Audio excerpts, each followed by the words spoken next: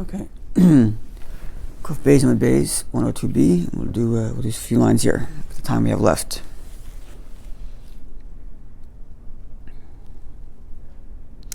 Line begins with the word Besa, and the second word is Vayas. It's 1, 2, 3, 4, 5, 6, 7, 8 lines from the bottom of the page.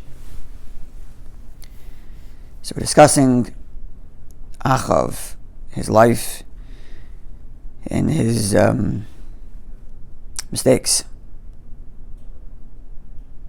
So says the verse, Vayas Achav es Ashera.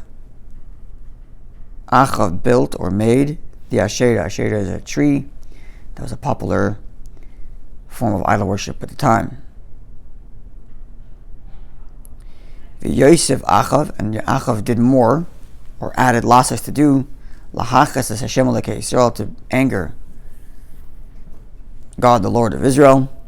Mikol Malchei Yisrael, worse than all the other more than all the other kings of Israel, which is quite the rap sheet. Yeravam, Menashe, others who we've discussed here, who were serious idol worshippers, and yet, says the verse, he did more. So what did he do more? They all did idol worship. Well, what was unique about what he did?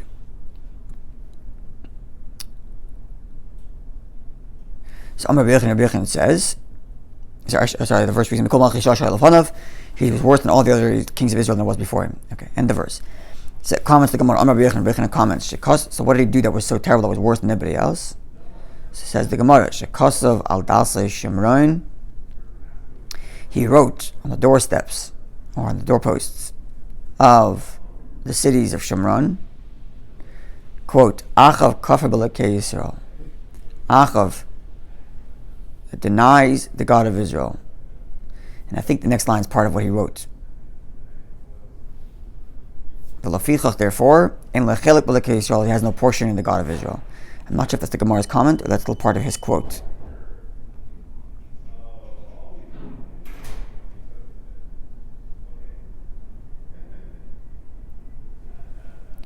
I think it's still part of what he's writing, and he's denigrating it, like he's saying, I deny it, and therefore I have no part of it.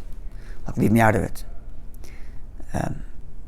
So what's different about this than everybody else?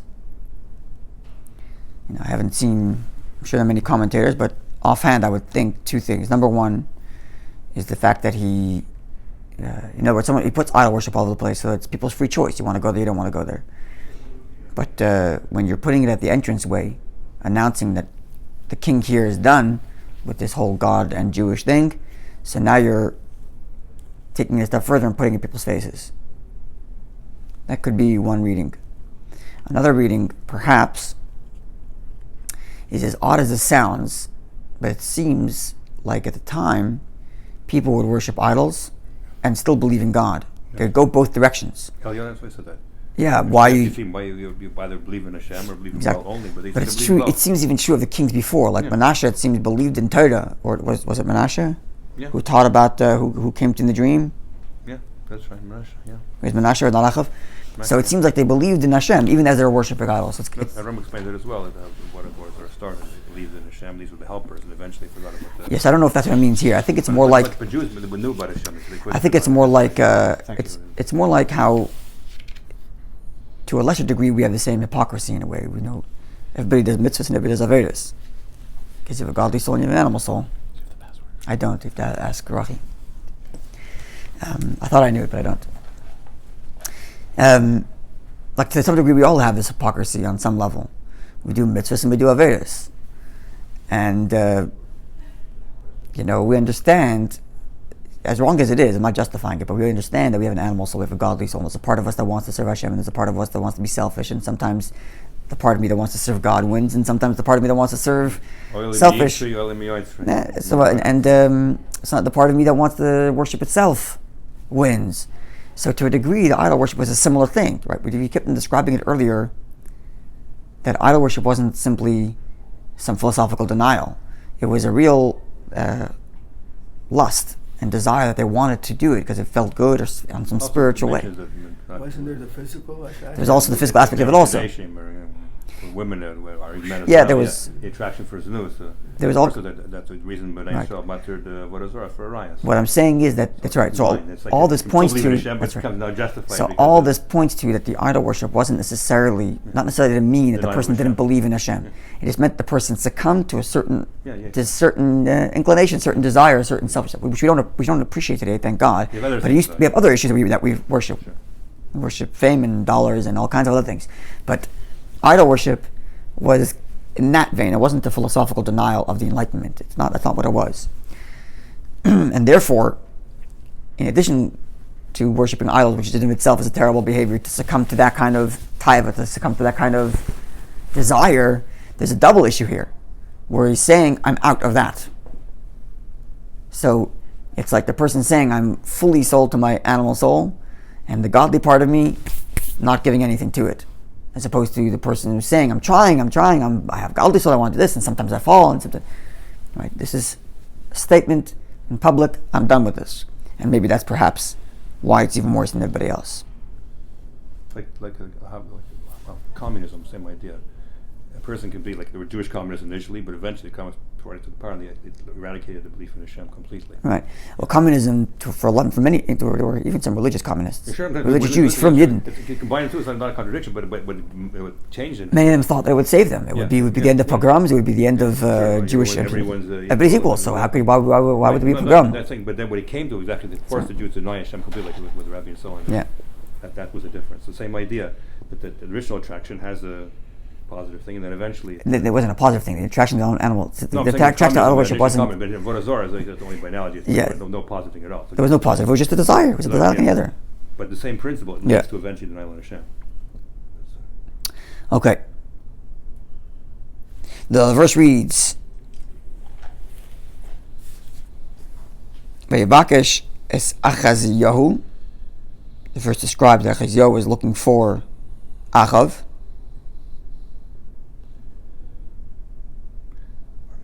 Or the reverse, sorry. I think we're doing reverse, looking for him. He was looking for Achaziyahu. Vayokadeu, and I think they met. V'hu mischaba v'Shomron, and he was hiding in Shomron. So what was he doing hiding in Shomron?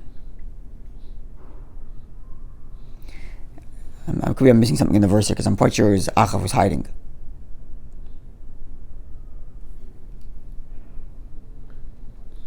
Yeah, Achav is hiding, and they're seeking him out, trying to bring him to the prophet.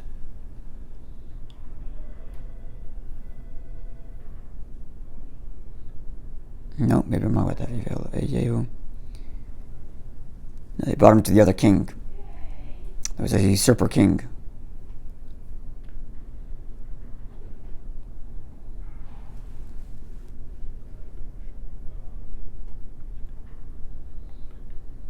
No, I'm not sure. We'll check this.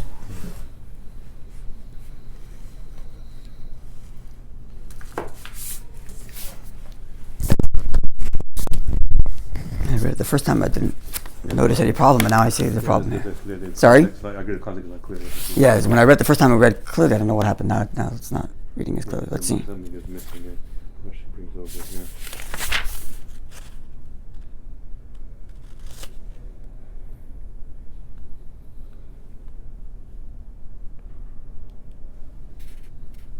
Yeah, it doesn't give any context. And he sought Achaziyahu, and they apprehended him, for he was hiding in Samaria. So it's like when Achaziyahu was hiding. Yeah, for sure.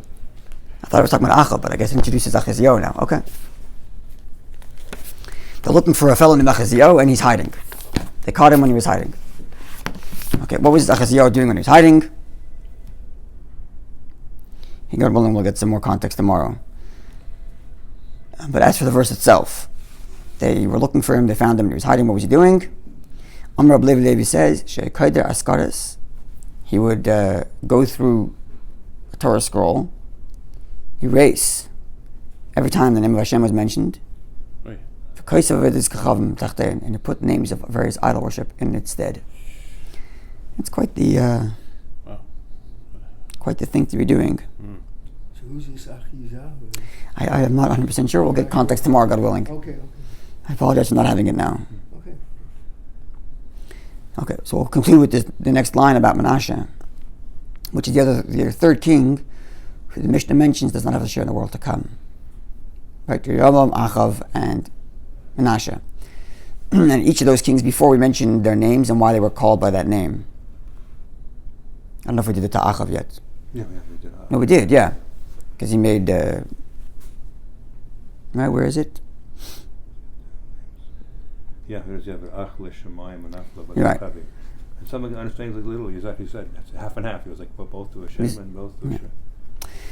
So what's Menashe? The name Menashe, where does it come from? And how does it indicate his distance from Hashem as the other names Yerovam and Achav did? Says the Gemara, Menashe, Shenasha Ka, divide into two words, or take the root word, which is Nasha, which means to forget. But to forget not because, forget not as in, there's different types of forgetting. There's forgetting as in over time it just slips your mind, versus actively making to forget. And this is the latter. So he made to forget Hashem. Davar Acher, another meaning, not just that he himself forgot Hashem, but rather Menashe, Shehanashi es Yisrael avim shebashamayim. He made the Jews forget about their Father in heaven. So either it's himself, his own relationship, or even about the relationship between the Jewish people and Hashem. So and from where do we know? Where do we have indication in the verse that he doesn't merit anything in the world to come? Because the verse reads, quote, Ben Shtayim Esrei Shana Menashe Malchai.